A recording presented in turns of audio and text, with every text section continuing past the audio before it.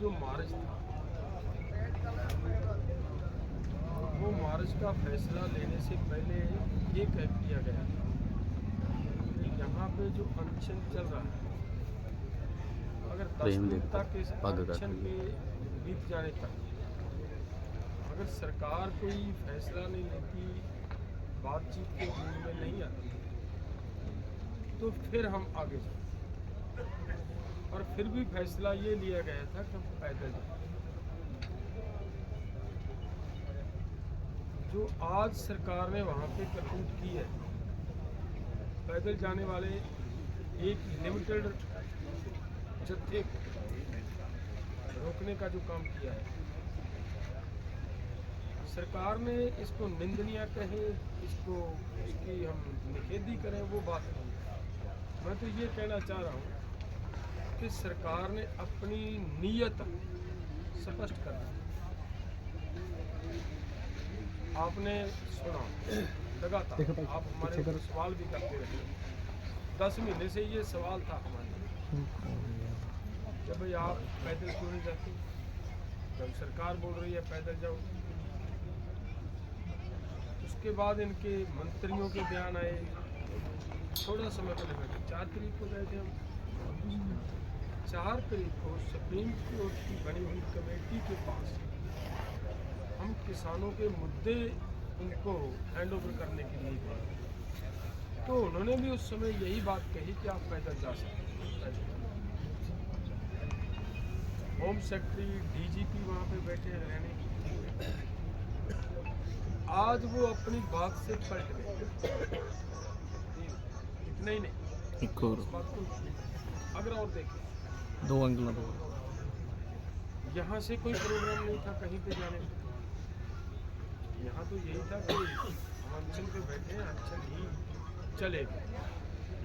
वो एक नेता के बाद दूसरा, दूसरे के बाद तीसरा, तीसरे के बाद चौथा, वो अब भी वहीं का वहीं स्टैंड कर रहा है। तो यहाँ पे इतनी बड़ी फोर्सेज बढ़ाई गई, और इसके साथ साथ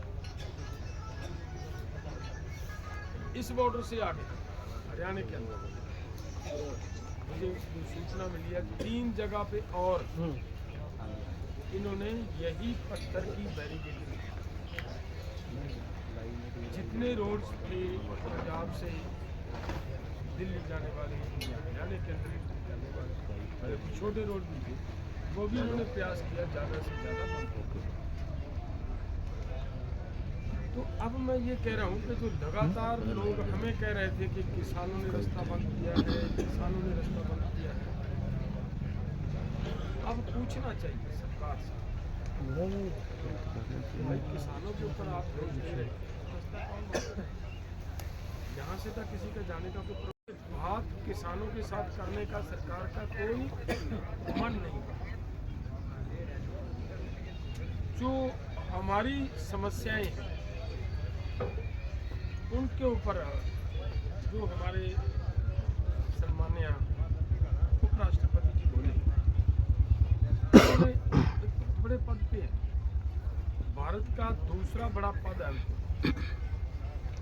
उस पद पे बैठा व्यक्ति अगर ये बात कह रहा है कि मैं अर्थशास्त्र के बारे में जानकारी रखता हूँ, और मैंने बहुत सारे अर्थशास्त्रियों से बात की है, एमएसपी देने से कोई दिक्कत नहीं है, देश को उल्टा फायदा होने वाला है, तो भाई उसने जो बात कही, जो किसान गुहार लगा रहे हैं लगातार, तो इसका मतलब ये निकलता है बोलने वाला तो भले कुछ भी बोले, लेकिन किसानों की डिमांड है जी, उसने मोहर लगा दी कि किसानों की डिमांड को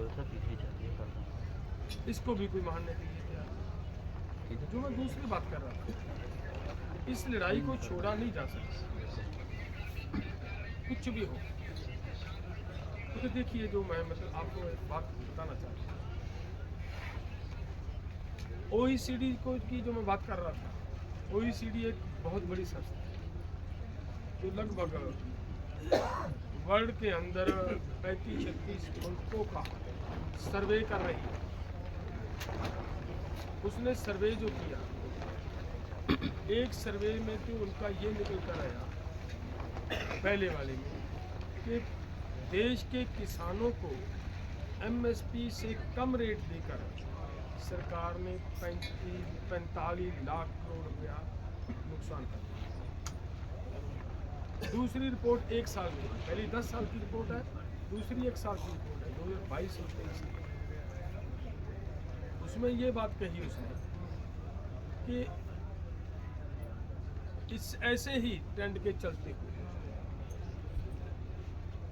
किसानों को 14,72,000 करोड़ रुपए का 2022 और 23 के अंदर नुकसान। और देखिए एक और नई रिपोर्ट आ गई उनकी 2 दिन पहले,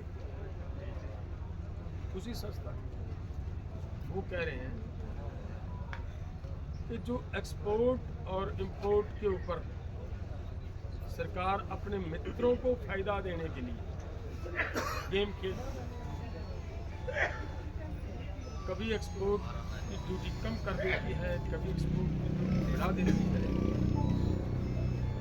उस तरीके से वो गेम खेलते हुए देश के किसानों का 1 साल में 8 लाख करोड़ रुपए का लॉस। अरे भाई इतना लॉस हो रहा है किसान का, एमएसपी से कम रेट लेकर इतना लॉस झेल रहा है। और दूसरी तरफ हमारी सुप्रीम कोर्ट की बनाई हुई कमेटी ने ये भी क्लियर कर दिया कि नियर अबाउट 4 लाख किसान सुसाइड कर चुके हैं। तो फिर इस समय तो लड़ाई को और भी इंजाम तक ले जाने के लिए पूरी मजबूती से लड़ना पड़ेगा। और मैं आपके चैनलों के माध्यम से पूरे देश के लोगों को आह्वान करता हूँ कि ये लड़ाई आपकी है, आपके बच्चों की लड़ाई है।